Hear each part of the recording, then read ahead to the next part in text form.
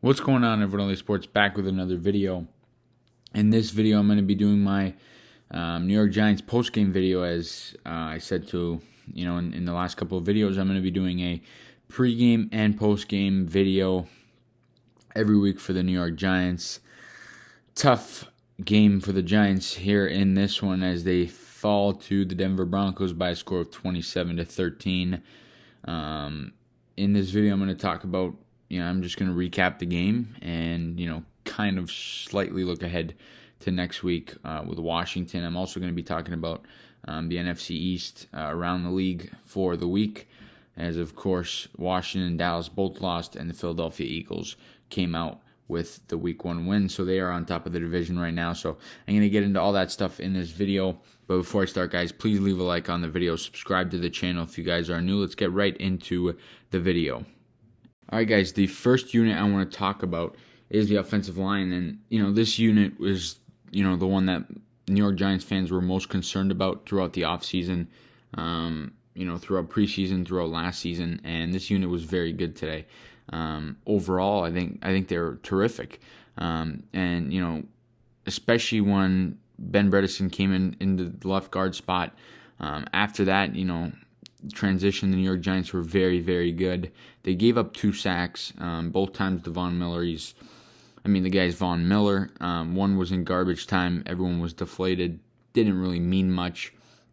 And then the other time was the first, in the beginning of the game, the whole team was, easing back into action. So I wouldn't look into those, sacks against, very, very much. So it's obviously going to be a big test in Washington on Thursday night, and I would start Ben Bredesen at the left guard position, but we'll see what Joe Judge decides to do.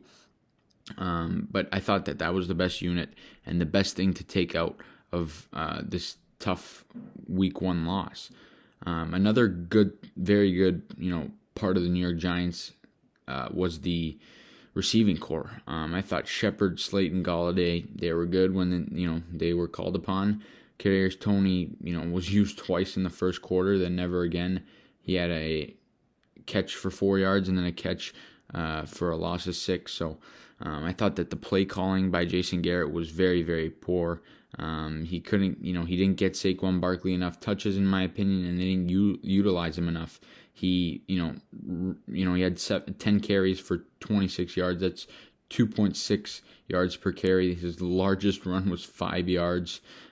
He only caught 1 pass for 1 yard in the 3 targets, for Barkley. I think they got to use him more in the passing game. I think he's a guy who, if he gets space, is, one of the best backs in the league. The offensive line made a couple pushes to help out Barkley, and there were rushes where he looked like he was in tip-top shape. He looked good out there, but Jason Garrett's got to use Saquon Barkley a lot better. Kenny Golladay was great, 4 catches for 64 yards. Shepard was terrific, 7 catches for 113 yards and the touchdown. Slayton had 3 catches for 65 yards, but he had some, questionable plays where, he could have caught a couple passes and didn't end up making the play. But overall, I think the O-line and the receiving core for the New York Giants was very, very good in this game, and those are the, top 2 things to take from this football game. Now, guys, is the bad. There was lots of bad in this game. I'm not going to sugarcoat it. The defense was terrible. It was awful. They were not good. On third downs, they were 7 of 15, the Denver Broncos. So that needs to change. The New York Giants aren't going to go anywhere if they can't get off the field in third down situations. It was happening last season, and they were making attempts to fix it. We saw a ton of progression, and in the first half of this football game, the Giants were absolutely lights out. We got the turnover on the fumble recovery by Logan Ryan. That was very, very good, very key. It stopped at least 3 points, probably a touchdown. But I think overall, after the touchdown drive in, the 2-minute drill for Teddy Bridgewater, I thought the defense was flat the whole game. And the defense in the 2-minute drill for the Giants was a problem last season, and it showed at the end of the first half. And I think that's where the New York Giants defense went downhill, because to that point, they were absolutely fantastic. They gave up 3 points to that point, to the last 2 minutes, 25 seconds. They were very, very good. They got some pressure. They did get some pressure, but they were not able to get Bridgewater, who's a mobile quarterback. Guy can run.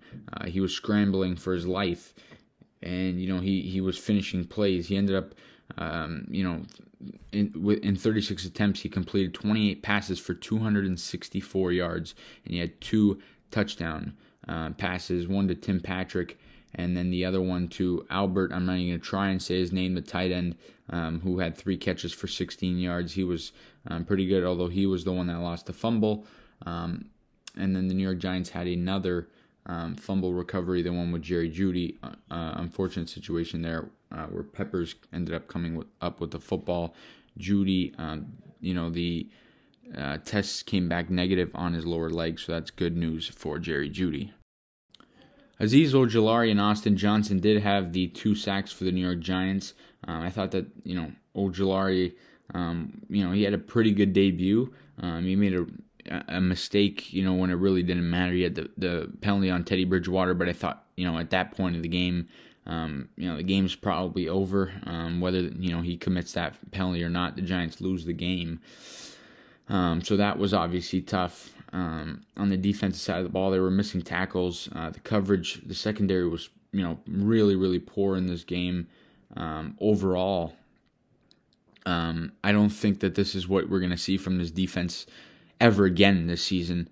Denver's not a good offense. Bridgewater was just moving around nicely. I think, it being a short week going to Washington on Thursday night, it's a quick week. It doesn't look like Ryan Fitzpatrick's going to play in that game with the hip injury, so it's going to be Heineke. So, the Giants are going to be able to get pressure, hopefully, ease up on the defensive side of the ball, and then hopefully Daniel Jones is able to step up. Really, outside of that fumble, Daniel Jones was terrific in this game, I thought.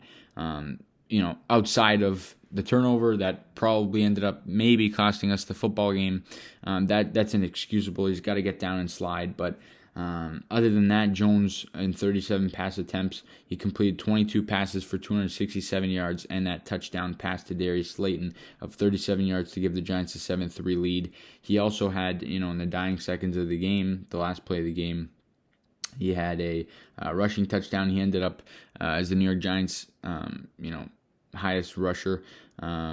He had 27 yards, just one more than Barkley's 26. Devontae Booker was not very good. 4 rushes, 7 yards, not good at all. He made one nice catch in the first half, but overall, the Giant Daniel Jones was good outside that one play.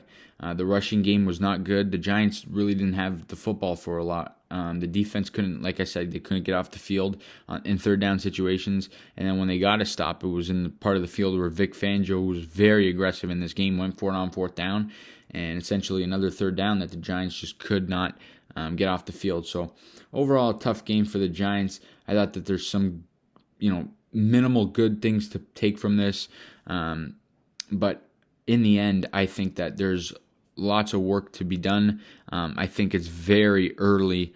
But like I said, the O-line, at one point the Broncos were sending 6 to blitz and the O-line, didn't budge. They were terrific. So overall, that's the best thing to take from this game. But the New York Giants are going to be much better. This is not their version of football that we're going to see. Hopefully we don't see it again, but definitely not going to see it very much more this season. Another thing I think is worth pointing out is Joe Judge. I thought that was a stupid challenge. I don't know why he threw the flag. It cost the Giants a timeout that was meaningless. We didn't need the timeout. I just thought, at the end of the day, it could have come down to we could have needed that timeout and it would not have been good. But Joe Judge has got to know the situation there. I thought that was a poor decision by him. And I thought Jason Garrett and Patrick Graham did not call very good games. I like Patrick Graham. Well, what I'm going to say about Patrick Graham is that he put his players in a good spot. he could have called a better game, no doubt about it. That's always the case, but at the end of the day, the defense was just missing tackles. I think it could have been a better game plan for Patrick Graham, but Jason Garrett, I mean, there's a lot of things I would have done. A lot more things I would have done if I'm Jason Garrett. Would have used Kadarius Toney more. I would have fed Sterling Shepard the ball a hell of a lot more in the second half. I thought they, kind of stopped going to him. I think they got to ride the hot hand. Let Daniel Jones use his legs. Make sure he gets down and slides. I think the Giants would have had a good shot at winning the football game if Jones didn't turn that football over and fumble it. I think they would have scored a touchdown. At that point in the game, it would have been a 6-point game. And, Giants would have been all over Denver. The 70-yard touchdown by Gordon was just meaningless. Same thing with the Jones touchdown at the end of the game. Really, this is a 20-7 game. That's the final score of meaningless football or meaningful football. But in the end, I think that the Giants had a tough game. I thought that the defense really, really let them down in this game. The secondary let them down. They missed tackles. But I think the New York Giants will bounce back against Washington. In Washington, a short week is going to benefit us, in my opinion. And hopefully it does. And hopefully the Giants are able to bounce back with a win. But the Giants got 16 games ahead of them. And for all the Giants fans freaking out, I see where you're coming from, but I think it's, you guys are over-exaggerating. I think there's plenty of games left. I mean, the Giants are 0-1 like the Cowboys and Washington football team. The Eagles aren't winning this division. I don't care. They're 1-0. They beat, arguably the worst team in all of football. The defense of the Falcons is pathetic.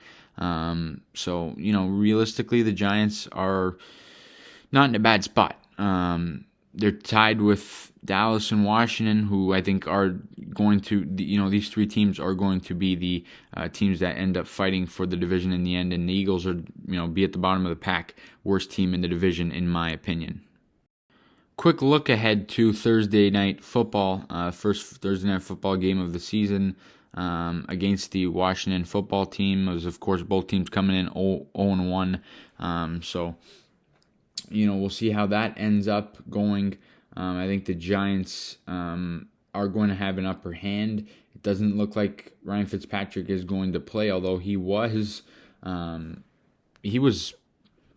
not good, and Heineke might have been better. You can make the argument for sure, but I think the New York Giants are going to be able to, kind of get to where they want to be defensively. I think they're going to take a stride closer to that. On Thursday night, I think it's going to be a very, very good game. It's going to go right down to the end. Expect a defensive battle in this game. Both teams really good defensively. I think the Giants are going to bounce back defensively and, turn it around. Hopefully that's the case. I think they're the team, that has what it takes, to beat a team like Washington. They did it twice last season, twice the year before. This is a team that historically we've been very, very good against. So hopefully Daniel Jones and the crew can bounce back. But like I said, if you think that the Eagles are going to beat the 49ers this week, I think you're crazy. And Dallas has a very tough game on the road in LA at SoFi against the Chargers. So I like where the Giants are at. In terms of the division race, it's week 1, so we can't even really look at that. It doesn't mean anything. Giants got to go out and win football games, and hopefully they're able to do that on Thursday night. But like I said, at the end of the day, Giants got to be better, and I think that where they are in the division is fine. I think the top 3 teams in this division, like I said, are the teams that ended up losing. They had the toughest games of the 4 teams, and the Giants will beat Atlanta without a doubt, in my opinion, in week number 3 at home. But that's all I got in this video, guys. You guys let me know what you think about all these topics. The NFC East in week 1, the matchup ahead against Washington football team. I'm going to have another video about that, my prediction and preview video. Hopefully on Wednesday I'll have that up, but I'll have a ton of content up in the next couple of days. So you guys let me know what you think about Week 1. Giants lose 27-13 at home to the Denver Broncos. Let me know what you think about this tough game. Let me know what you think about ahead to next week and the NFC East in week number 1. That's all I got in this video, guys. Please leave a like on the video, subscribe if you guys are new. We'll see you guys all in the next video.